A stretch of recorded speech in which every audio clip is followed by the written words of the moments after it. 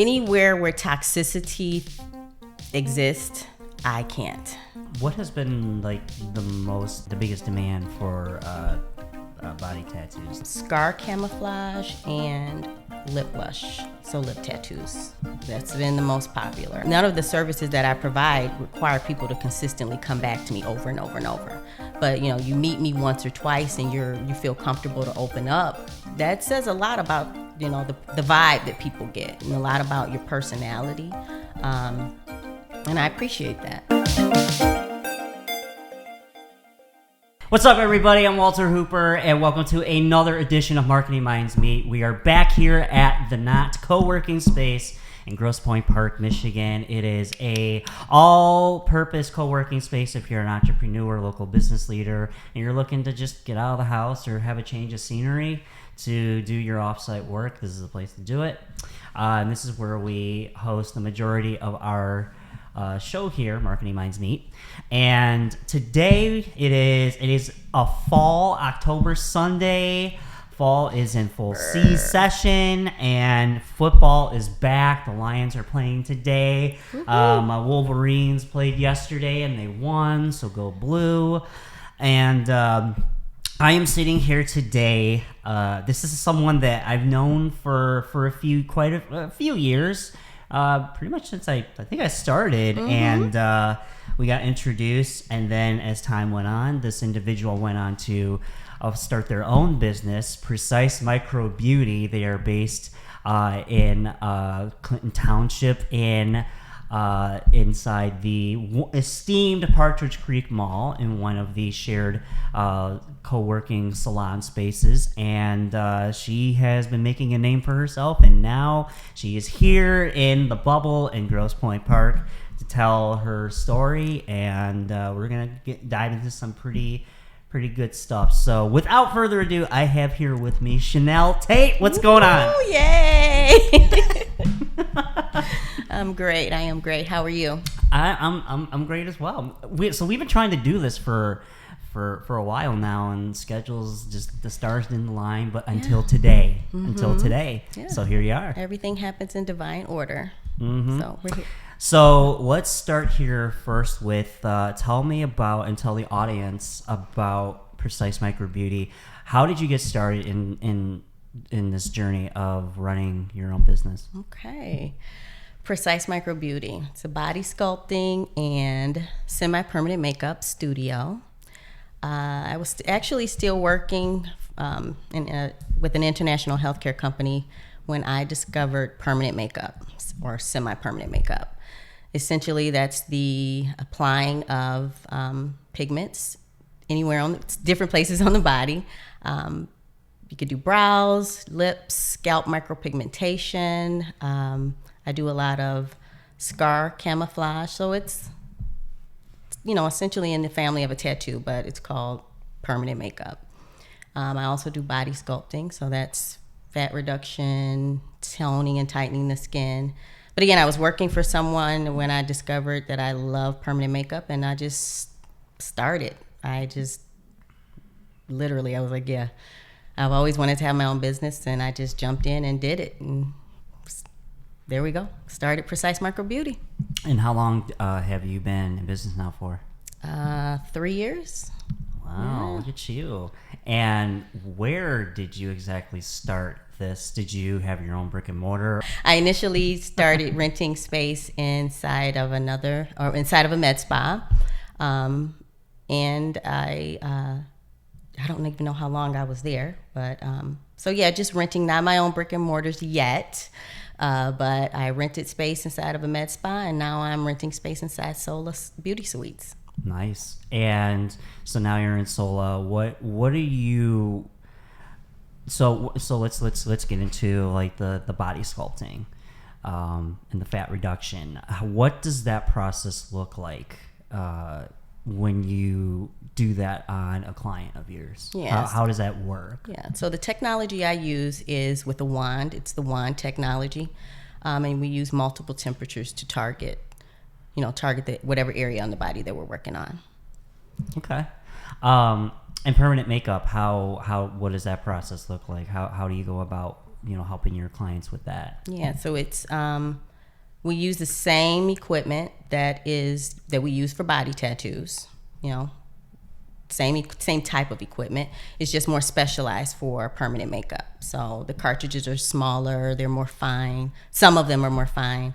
But it's essentially a tattoo. I can't draw, so I can't draw your nice little body tattoo or anything. But I can apply pigment to the skin to camouflage scars, to do eyebrows, lip tattoos, things of that nature. But it's in the family of a tattoo. Okay. What has been like the biggest demand for body tattoos? Like what certain kind of design have you, tier of that has been like your most popular?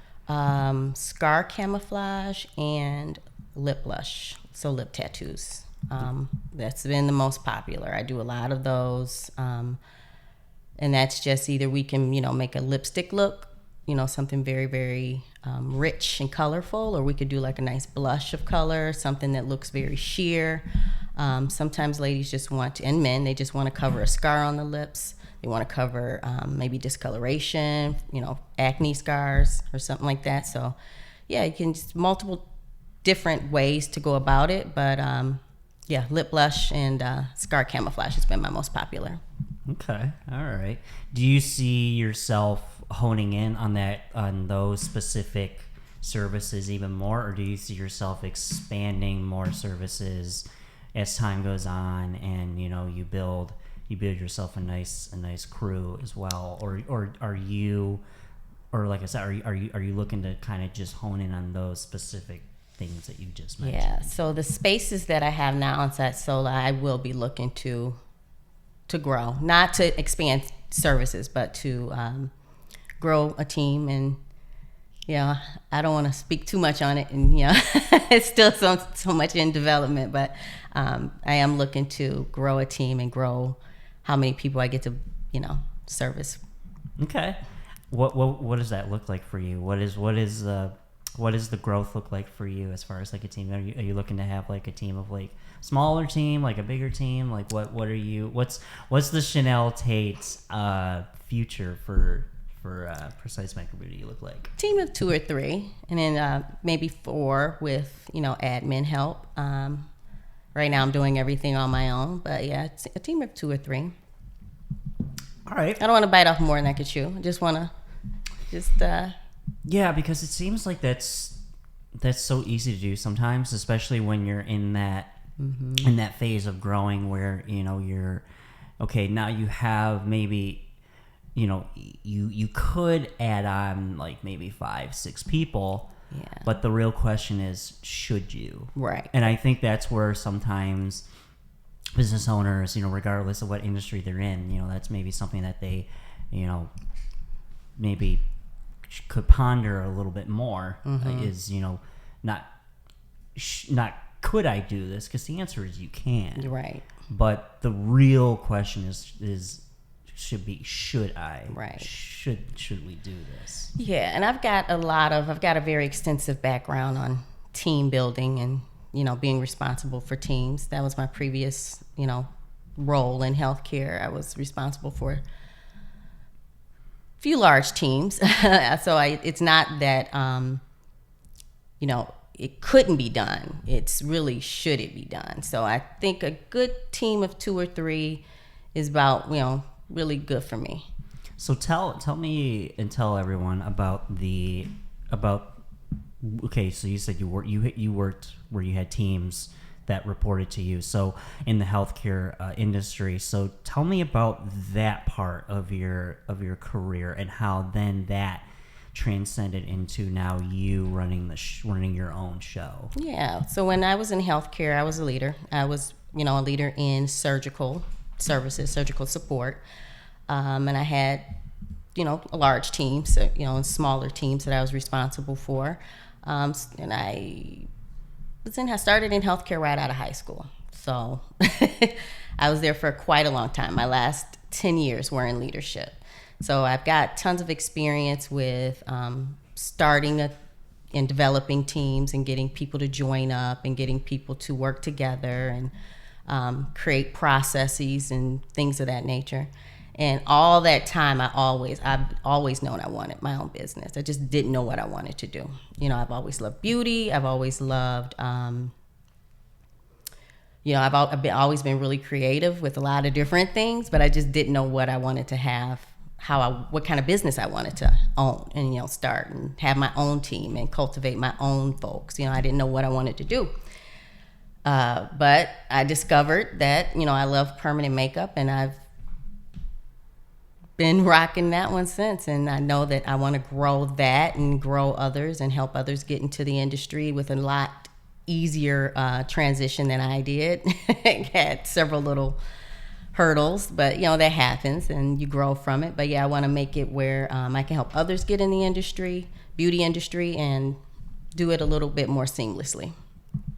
And for you, when you were in that atmosphere, what was one of your biggest learning curves and probably your biggest takeaways from being in that environment and now carrying over into what you do now? Let's see. Biggest takeaway. Remembering that as a leader, those on the team their investment in the team is never going to be the same as the leader. So as a business owner, I want to implement that same thinking. The folks that I bring on my team, they're never going to have that same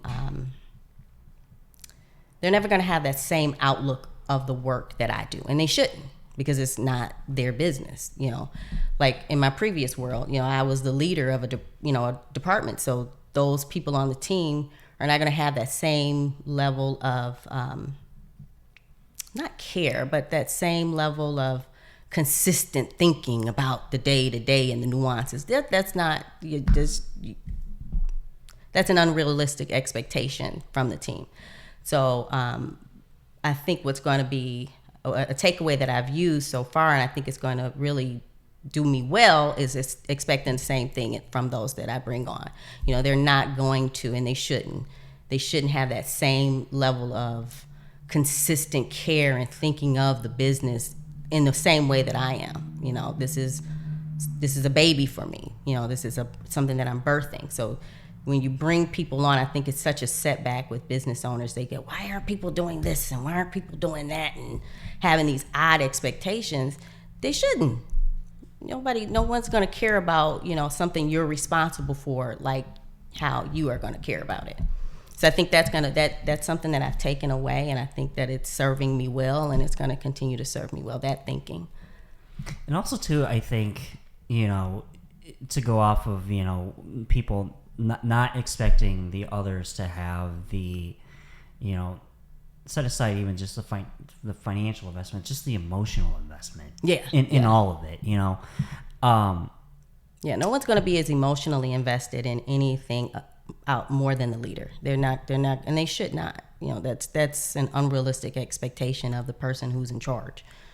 Right. And also too, to add on to that and to complement that is micromanaging. I can't tell you how many times, in the past where, I've dealt with micromanaging, and it's a pain. And and it's like, I'm not a direct employee of this individual of these businesses, and I can't imagine what it would be like to be in that type of environment where you as a leader, you're talking down to your staff, as opposed to encouraging, offering critical, offering cohesive, constructive feedback. Yeah. And sometimes it's hard to do. You have to choose. You have to make a conscious effort to not. I'm friends with a lot of folks that reported to me in my healthcare days, and I would hope they would think I never micromanage. Micromanaging is a big no-no. And the second you the second you lead in that kind of way, you failed. You failed already. Micromanaging is just something that is never, ever going to win. It's going to be a slap in the face to the person in charge at some point, somehow. I don't. If you feel like you've got to micromanage something, you need to look at yourself. You need to look at you, and then people need to have a clear definition of what micromanaging even is. And you just pointed out a few of those things, but talking down to folks and creating. Don't get me wrong. There's certain tasks that have to have a policy attached to it, because you want them to happen in a certain kind of way. And once you put a process into play and you've shared that process, that's it. You win right there.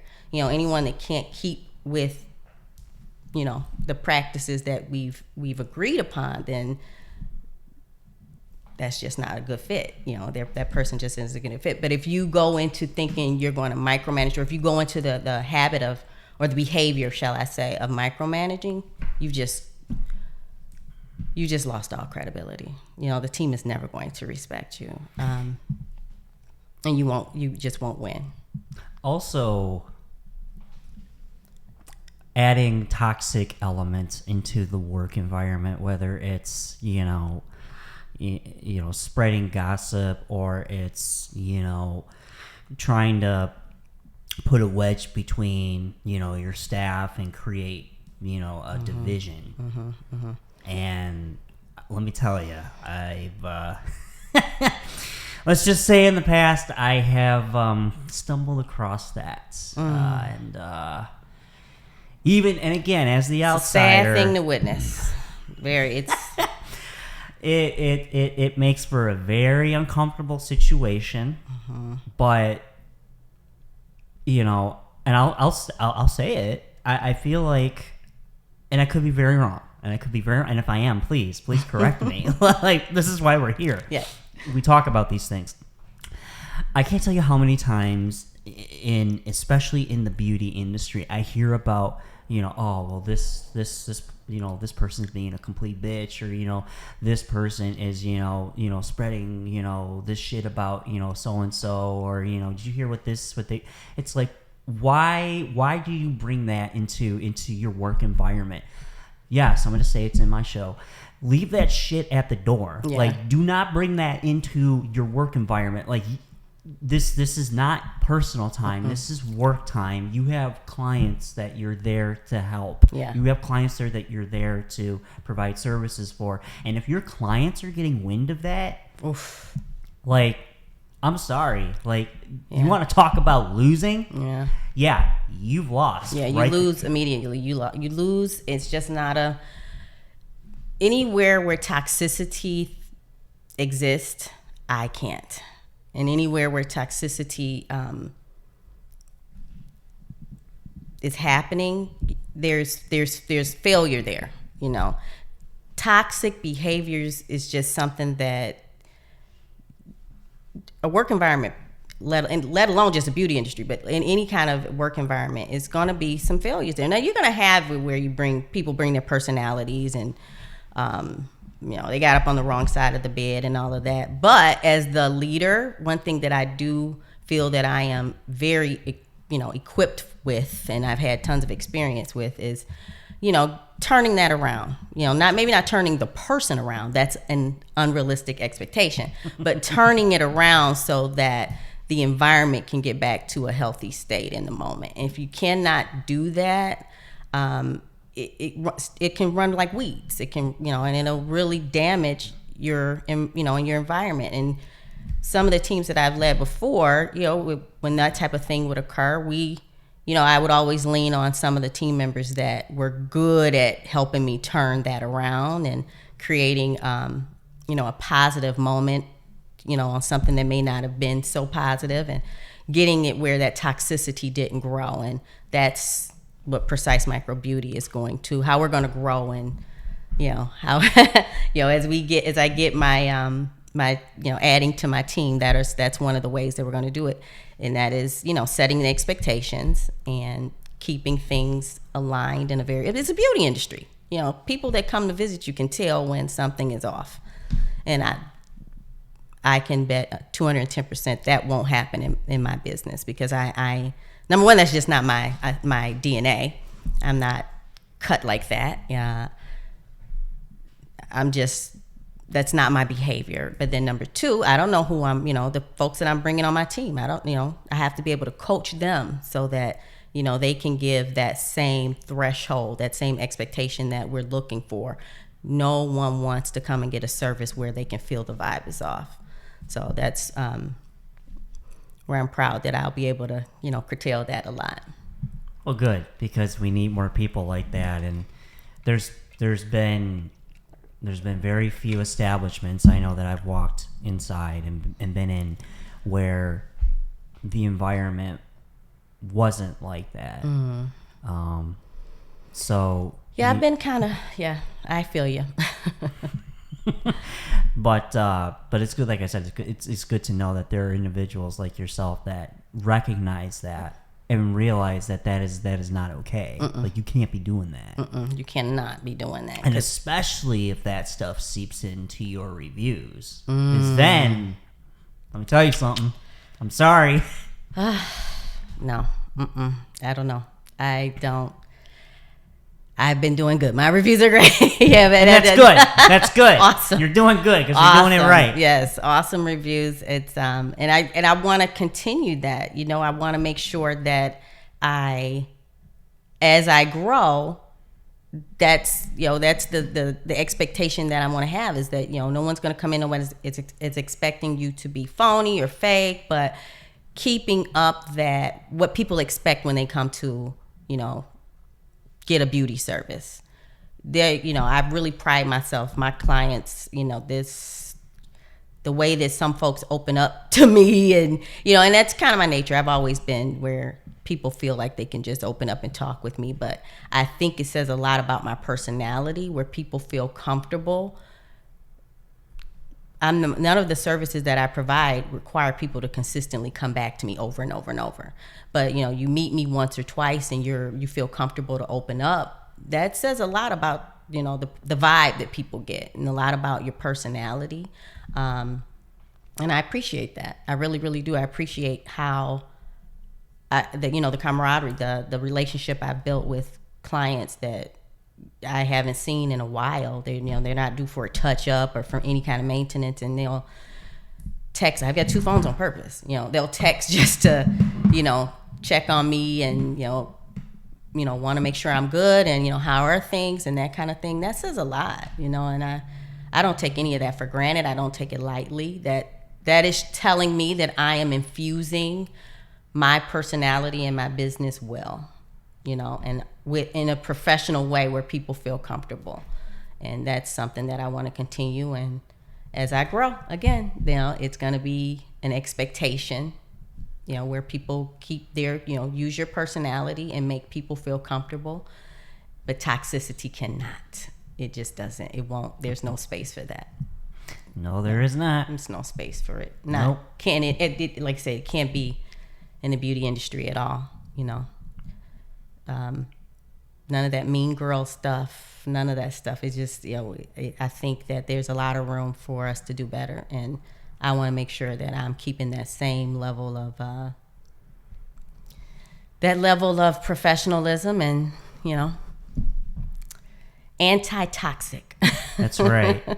That's right. And some of that could also stem from too, like maybe things that are going on inside that may or may not require outside mental health services. So mental health lives matter too. Mental health matters, people. That's the message that we're trying to portray here. Yes. Is mental health matters. Anyways, so let's get right into the so it is Marketing Minds Me, and so I do like to dive into what works, what doesn't work for my guests and their digital marketing campaigns. So for Precise Micro Beauty, I've noticed because I interact with you a lot on social media, because that's just how we do things. Yeah. Where have you seen your biggest success in the digital marketing realm? Where have you seen where things could improve, and then where do you see, as far as, well, I'll get to the third part. So where have you seen the successes, and then where do you see that there could be some improvements being made with Precise Micro Beauty's digital marketing campaign? Does ads count? Yeah. Okay. So I think my ads are really good for most of my services. Everything looks like an ad, and it's the ROI is nice. So I must be doing something right. There's platforms that I want to get better in or better on. You know about that. Yes, you're going to be your responsibility. I'm happy to take it. But yeah, there's ads are great. What I want to get better in is just my overall my just regular posting. More interaction from me on my social platforms outside of ads. But I it's weird because I don't want to be the person who's just constantly posting. That's just not me. Because my audience, the audience isn't stupid. They know when they're being sold to. Because people say, oh, well, post this kind of content, that kind of content. While I want to improve on my content and how much I post, at the same time, in my mind, it's a very short line between still appearing like I'm selling all the time, and that, to me, that's kind of annoying. When I come across an account that, even though they're posting different content, it just still feels like they're bombarding their followers with, you know what I mean? It's over. Yeah. And I don't. That's not me. Yeah. No, it comes off very spammy. Mm-hmm. It comes off spammy, and it comes off. What else? Intrusive. Most I people. like that one. Most people just get on Instagram, TikTok, all that to get away from the day for a minute, and it's you don't want to constantly see. And maybe that's a little excusatory from my part, But I don't want. I want to post more, but I just can't be that person. I can't be that business. Well, the fact that you're recognizing that there is a lot of intrusive, spammy type of content that's being put out there, I mean, that already says to me about how you take the quality of your content very seriously. Yeah. I'm the same way. There's other agencies that, other companies that do what I do, that post almost hourly, and it's like, it's at a certain point, it's like, okay, I get it, but like, stop. Yeah, and some of these platforms, at least I've seen it, that's like, well, I don't know if it's necessarily the platform encouraging that, but you'll see other agencies saying that's what we should be doing as business owners. I just don't believe it. I just don't believe that we should be posting hourly and daily. I think you're gonna get yourself somewhere better in the algorithm, maybe, but at the same time, you're gonna get on folks' nerves. Nobody wants to be sold to consistently like that. I always say, and this is just a recommendation from what I've seen, is I always say like 3 to 4 times a week max. And well, I need to get a lot better. but the reason being is like, or I'll even say 3, like 3, because at that point you're gonna make a count. So even if you did like a Monday, Tuesday, Friday, or whatever the case may be, it's enough to where you're gonna be, people will still recognize and notice you. Mm-hmm.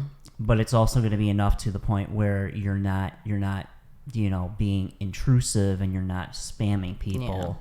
Yeah. And that's for me, like, that's where I've seen a lot of the successes. And I find that the following, like you're following, like, it's kind of like your little like digital family, so it's like like, oh yeah, Mm-hmm. and then like they engage with you, and it's fun. And that's the other thing too, like, just have fun with it. Yeah. Like, if it gets to the point where it's like where it becomes a headache and it becomes a stressor, then you might need to reconsider, having someone alleviate that task from you, and then you can focus on other things besides that. Yeah.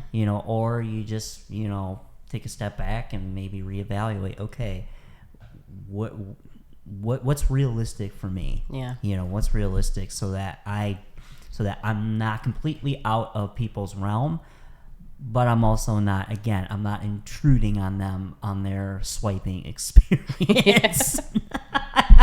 Yeah. It's a fine line, people. Yeah, it is a very fine line. I don't know.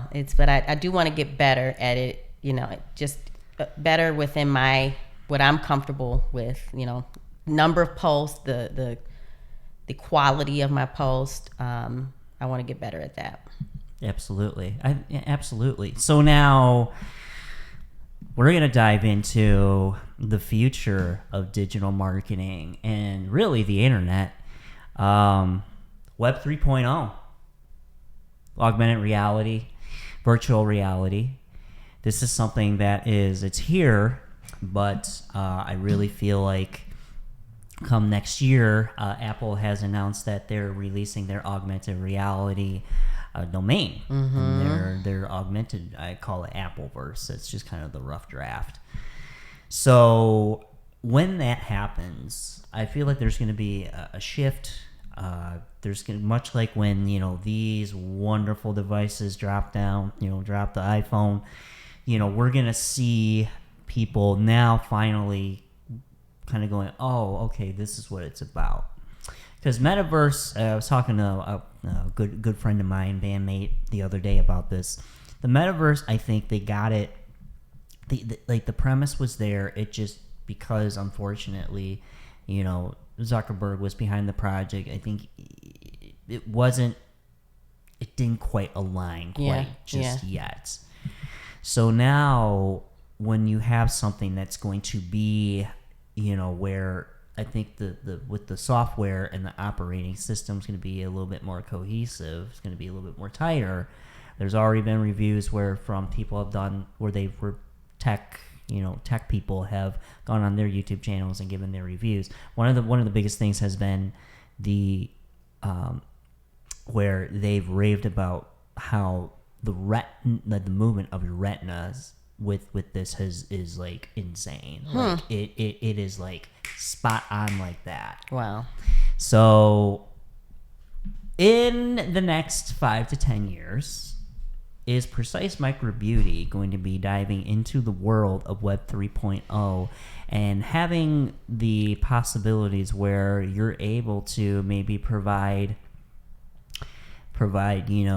digital permanent makeup services for clients in that realm? I mean, I'm thinking that realm is going to help with my consultations. Yeah, so I think it's going to ease that, especially as I grow and have larger teams. We're going to need some. So that's what I'm really looking forward to. Is it helping with consultations? Okay, so the fact that you are recognizing that you're going to be in it, you're already 20 steps ahead. I have had people that have said, "Nah, I don't know. I don't think that's for me." It's like, no. You ain't gonna, yeah. Like, you need to adapt or die. Mm-hmm. Like, this is like when Web 2.0 like finally like hit. Like, if you weren't in on it by then, like you were too late. Yeah. So I feel like now is the time to start educating people about Web 3.0, like kind of getting them, familiar with various aspects of it, like the blockchain or, the augmented virtual reality. And yes, I will even say it. Yes, even cryptocurrency, even though that took a massive hit due to various legalities that unfortunately, but this is something we can't ignore. It's here and it's only going to get bigger. Yeah, we got to adapt to it. You have to adapt to all the things. It doesn't mean that you're going to do all the things great, but you have to adapt to them and consider them and use them for growth. So absolutely. So now is the portion of the show, as you're familiar with. We start on the light side, we go into a little bit of the dark, and then we come out on the light at the end. Okay. So now we're getting into the dark side. Okay. Okay. You're like, oh God. I don't know if I remember where. Okay, go. Let's go. Well, here we go, folks. Buckle in. All right. So now we are traveling down the dark path here. First, tell me something about what it is that you do that you don't like and why.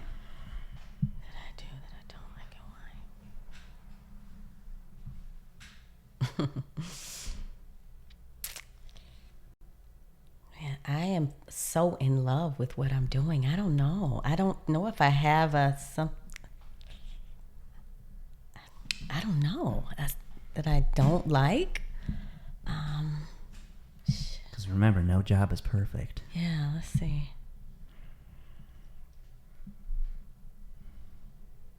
Serious.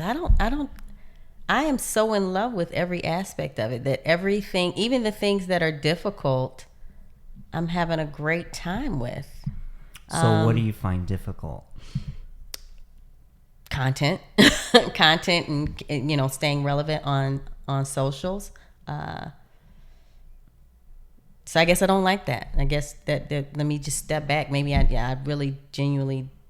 Yeah, so that answers your question. Social media content creation. Yeah, so that's it. Social media content creation. There we go. Yeah, I've got all the little tripod things and all the things to collect all this great content. And I don't. My daughter was like, "Mom, why you just didn't record?" I'm like, I don't know. So yeah, there we go. Content creation. And to go back to that, it's because is it just the time it takes, or is it you don't like being in front of the camera, or what? Like what is it? The time it takes, and yeah, that's it. The time it takes. Just I don't like taking the time. It's fair enough. Yeah, it is a lot of time. Yeah, the before and afters are time consuming. So. Yeah, the content creation. I don't like doing it, and I do it more than I even post. That's the craziest part about it. And I still put off posting it. So just all things content. I don't mind being on the camera. That part's okay. It's just actually doing it. Yeah. Yeah, hitting record and planning out the content, like making your own separate content schedule. It's kind of a pain in the ass. That's a lot, yeah. I don't know if I'll ever get that fancy. Well, that's why you have social media experts that do that for you. I know. Well, and but that's the world we live in now. Mm-hmm. Everyone's on their phones now. We're gone other days of just waiting for something. Like everything's so expedient. Like it's a beauty and a curse. To a degree, right? Yeah. So to go off of beauty and all that. So in today's realm, and I guess social media does tie into this a bit. With everything being so expedient, everything being so in your face, like. Everything like to the max extra. Do you see in your industry, and I can say it for my industry, I see it fairly often. Do you ever get the sense that there's a big sense of vanity in the beauty industry for people to want to wanting to look like their favorite filter, or people wanting to look like their favorite celebrity, or even like when you scroll through Instagram, like you get these again my show, you get these insta thoughts or insta hoes that are they're there just to shake their ass in front of the camera and get the likes and the karma. Like, do you feel that's kind of seeped into the beauty industry and made things even more,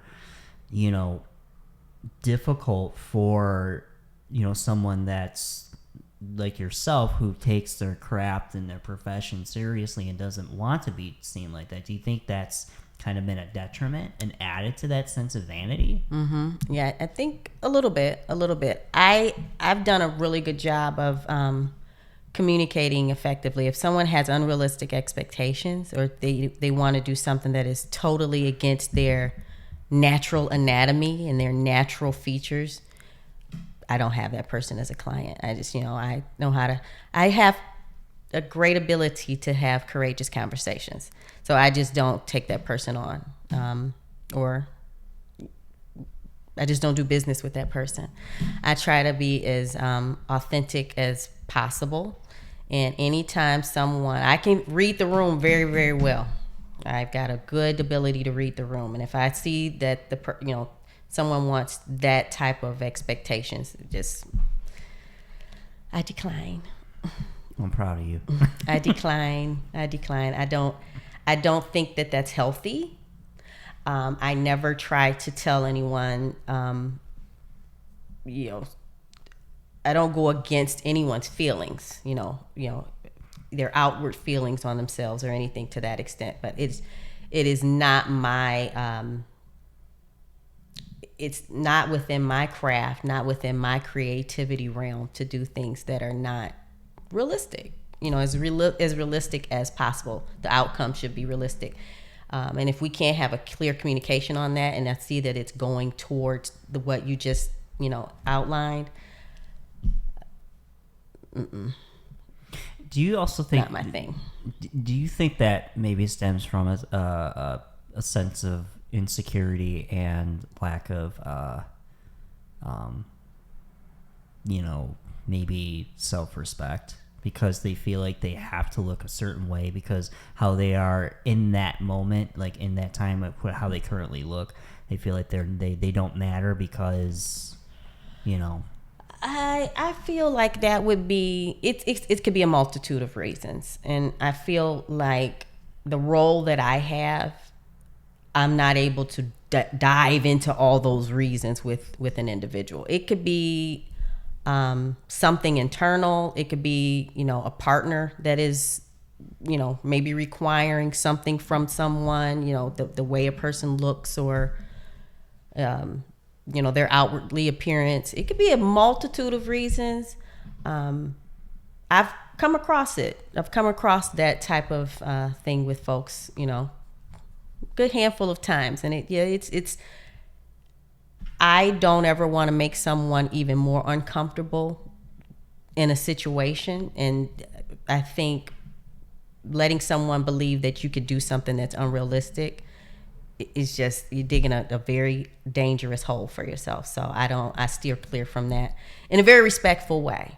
I offer something else, but I don't get into doing things that I know are not gonna age well, wear well as things that we can't maintain, or if I see that there's no need to have, a particular service, but someone really wants it, that's not for me to judge. So I try to, work with the person as much as possible, but never anything unrealistic. Gotcha. Yeah, because I don't know, I almost feel like it's again, because in the era especially that we live in with instant gratification and having, people wanting to get the likes and get all the followers, like you're sacrificing, some of your part of who you are, right, just so that you can have strangers admire you and send you, compliments and other various things. We've seen that. We've seen it. Yeah, it's no, I try to do things as healthy as possible. Well, that's good. I like that. Mm-hmm. Last question for the road of the darkness. Okay. Are you familiar with blues music? Do you listen to it?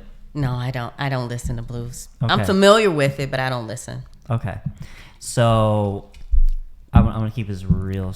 I'm going to try and make this condense this a bit. So there is a famous blues guitar player by the name of Robert Johnson, and he was around during like the Depression era, and he was from the Mississippi Delta, and he went on to become world renowned to the point where various blues, rock, and rock players really in general, grew to admire him, from the likes of like Eric Clapton, Keith Richards, all the way to John Mayer.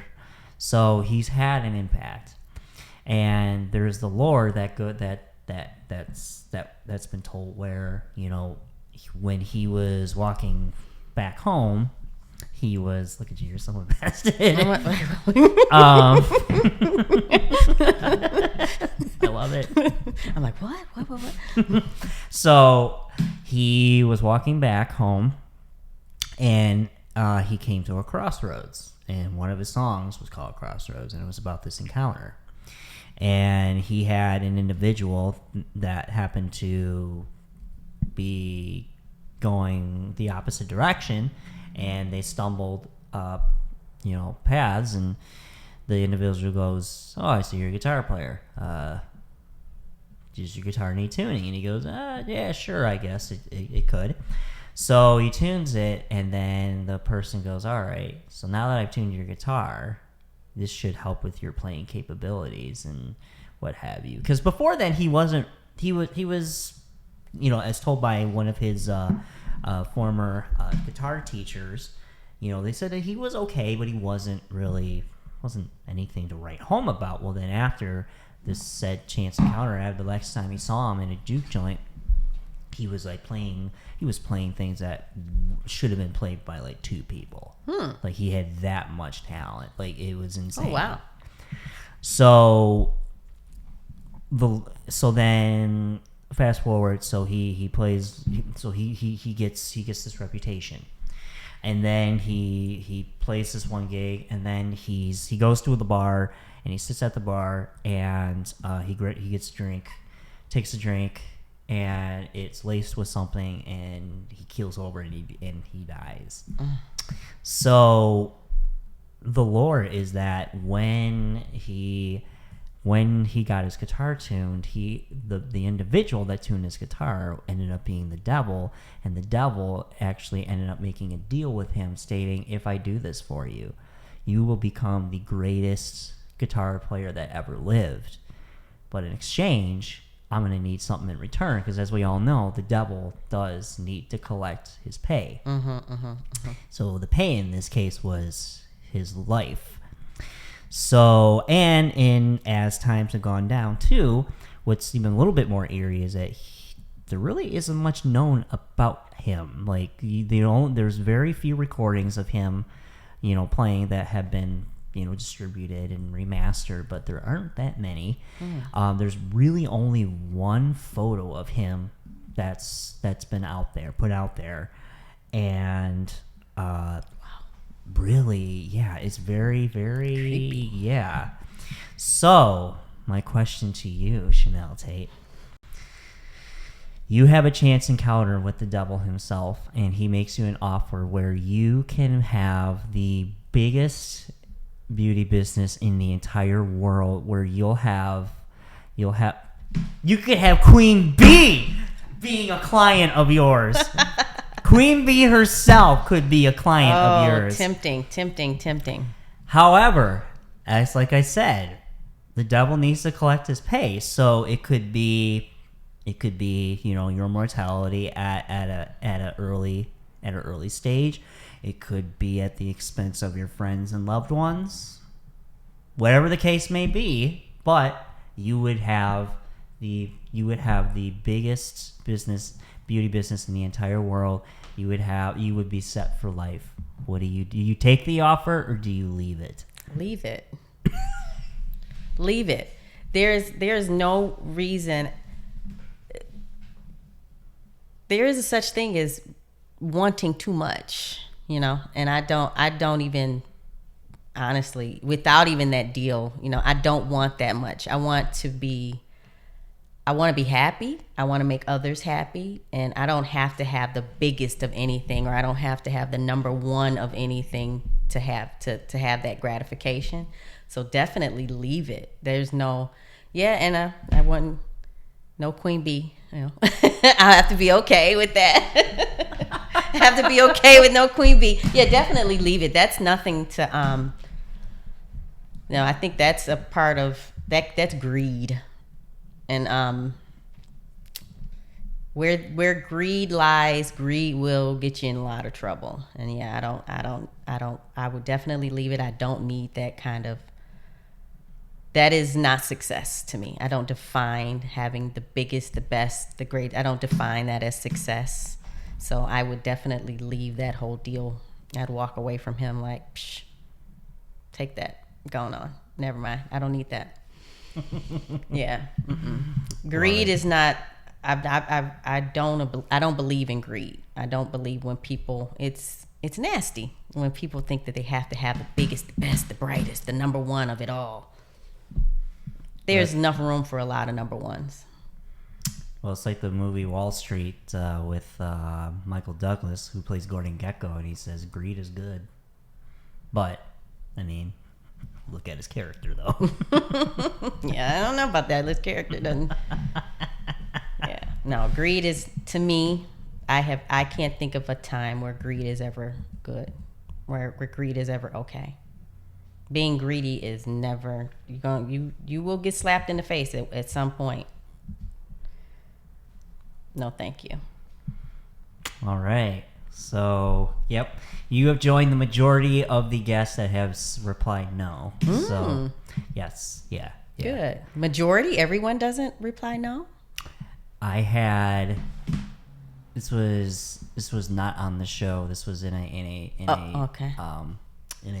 public encounter, and I was talking to this couple, and yeah, I asked them that question, gave them the whole spiel, and yeah, without hesitation, they said, yeah, we take it.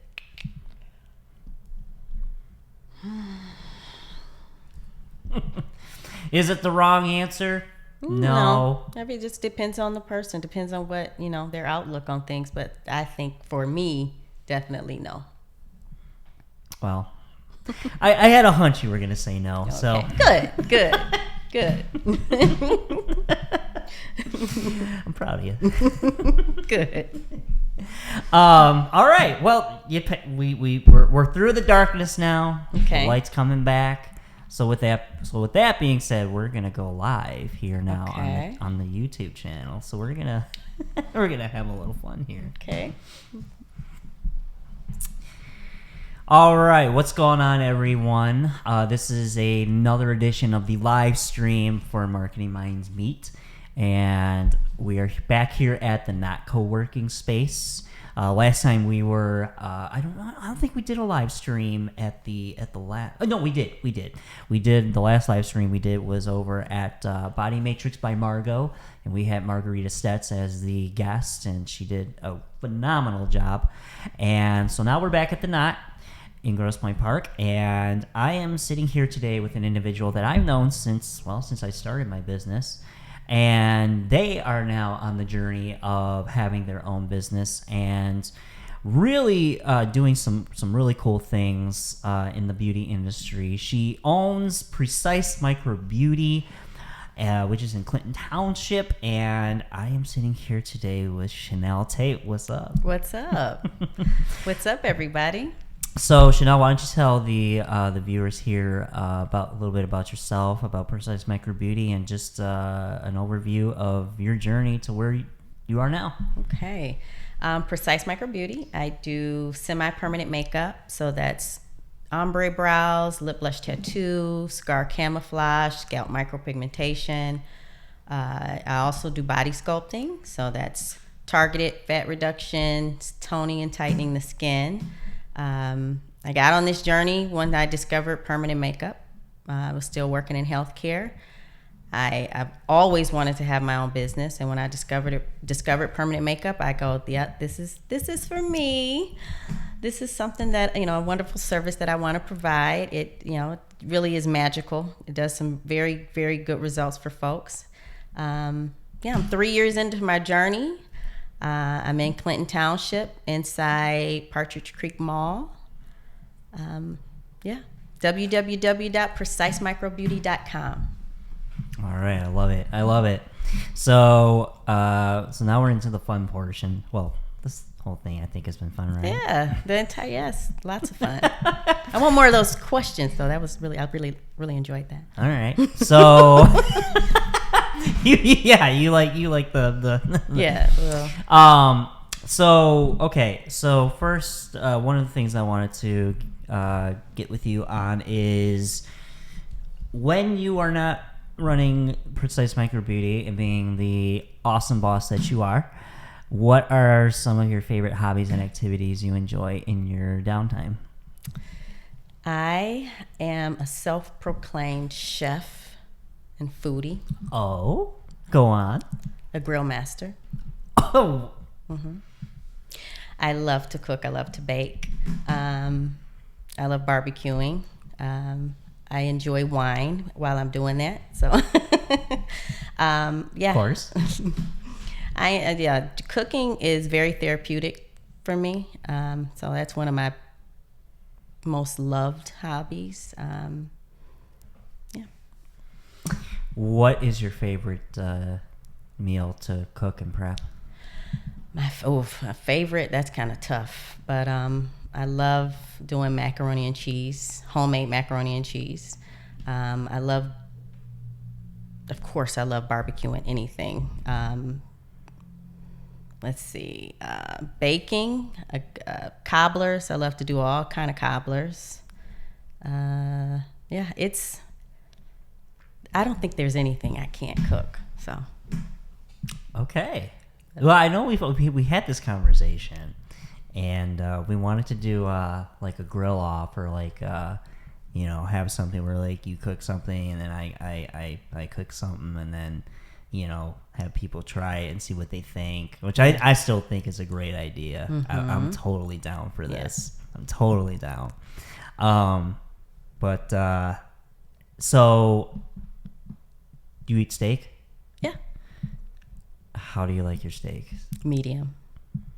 I will accept that answer. Yeah, medium. Okay. Good medium. I don't like it rare. A good medium steak. My favorite is ribeye, porterhouse. Yeah. Nothing like a good porterhouse. Okay. So you don't like rare just because it's... I've had it. It's just not my jam. It's a little... The flavor of the meat just doesn't come... It's just too potent when it's rare. I like it when it's a little char to it, and medium seems to be just right, juicy. Let's see, I gotta have mine mooing, so mine's rare, always rare. No.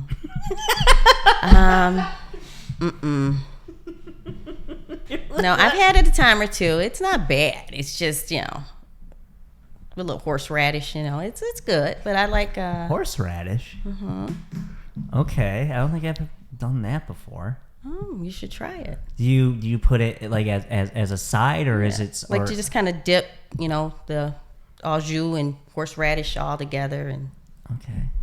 Do you marinate your steaks? Yeah. Sometimes I reverse sear them. Sometimes I marinate them. It just depends. Okay. It depends on what I'm in the mood for. All right. What about fish? Oh, I love fish. Okay, what kind of fish are we talking? My favorite is probably rainbow trout, but I have not made that a lot, but I like rainbow trout. I mostly make cods, perch, whiting, catfish. Catfish is probably the one I make the most. But rainbow trout is like up there on my list of I had rainbow trout once, and it was up in Traverse City, and pretty sure I had a bone caught in my throat. Oh yeah, you were telling me that. Yeah, and so we had to stop at a Meijer, and because like I was not going to go into a clinic or anything like that, because we were on our way back from a family vacation, and so I stopped in a Meijer and got bread and peanut butter, and just ate a bunch of that, because apparently I guess it helps with, and I didn't feel anything after that, so I was like, oh, okay. Thank but goodness. the trout was delicious. I mean, it was delicious what I ate, but no. And also with perch too. I know perch is delicious, but there's a lot of bones. Lots of bones. Mm-hmm. And yeah, I just, when a fish has too many bones, then it's like I can't fully enjoy it, because like I'm like so like because you've had a okay, situation. yeah. You've had a situation, so Yeah, and I had a situation. Yeah, before. Yeah, I did. Yeah. And before the rainbow trout. Yeah, I had the first time I had a bone caught in my throat. It was I was eating perch tacos, delicious again, but. And yeah, I looked in I felt something kind of like it was like a poking feeling and like almost scratchy. And yeah, I went into the bathroom of the restaurant. I looked in the mirror and I was like, oh, I see something. And then I had to go to Grosse Pointe, Beaumont, and yeah, they had to put a special. So it's a tool that they use to it's a tongue depressor that they use to when they intubate you. And so because with the regular the stick, it was like I was gagging. Wow. So yeah, once they did that, then they were able to get it out. And they use the one with the little light on the end so they can see down there. You got it. Laryngoscope. Yeah. It was so much fun. I totally recommend it. Yeah, I've never had that. Knock on wood, but yeah, I wouldn't recommend it. Because it's not a good feeling. Yeah. So yeah, ever since I'm really paying attention where I'm cutting in and okay, is that a bone, and almost mushing my fish. I think I don't know. I think my dad used to say perch has to be filleted, cut a certain way so that you don't have the bones just kind of sticking out of the meat. Well, I don't know if this is true or not, but I've fried tons of fish and I've never had anything like that happen. So that's kind of weird. But I know it can happen with bones. I know I've heard of it before. Yeah. Yes, absolutely. It does, and yeah, I feel for anybody that has to go through that. So. So cooking, no other hobbies besides that? No other fun activities? Well, you exercise too. Yeah, well, I mean, that's a hobby. That's I don't know. I like to paint. I like to exercise. Really? Paint? Yeah. I didn't know this. Yeah, I like to paint. How long have you been doing that for? For a very long time. I have to send you a picture of all my paintings in my garage. Yeah, please do. Paint and put them in the garage.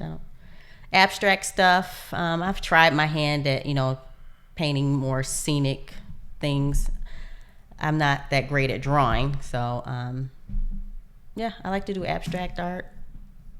Okay. Yeah, I'll send you some photos. Yeah, I love to paint. Okay. All right. Yeah, painting, exercising. I was gonna say that. Well, that's still something. I mean, you're active. You're again hobbies and activities. Yeah.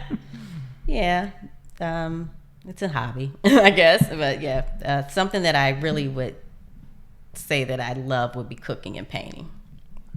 Okay, I dig that. Totally dig that. Yeah. All right. Real quickly before we sign off here, how can people find you if they want to, book a session with you, an appointment? Do you have a phone number, email, website, social media? Where this is the time to promote and plug all the things where people can find you. So how can people find Shanneal Tate and Precise Micro Beauty if they have questions or they want to book a session with you? Yeah. Google me, Precise Micro Beauty. My website is www.precisemicrobeauty.com. You can text my business line, 586-596-5132. Ask all the questions, ask away, check out the services, and, book. Yeah, you can ask. And then of course, I reply to text messages. So if you got questions about a service, you want to know what can I do to help this, help that, you can text me. All right. I love it. It's always a pleasure talking to you.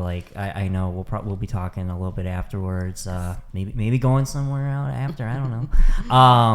But Shanneal, I am thrilled to have you finally as a guest. I definitely want to have you back and get you back here on the program.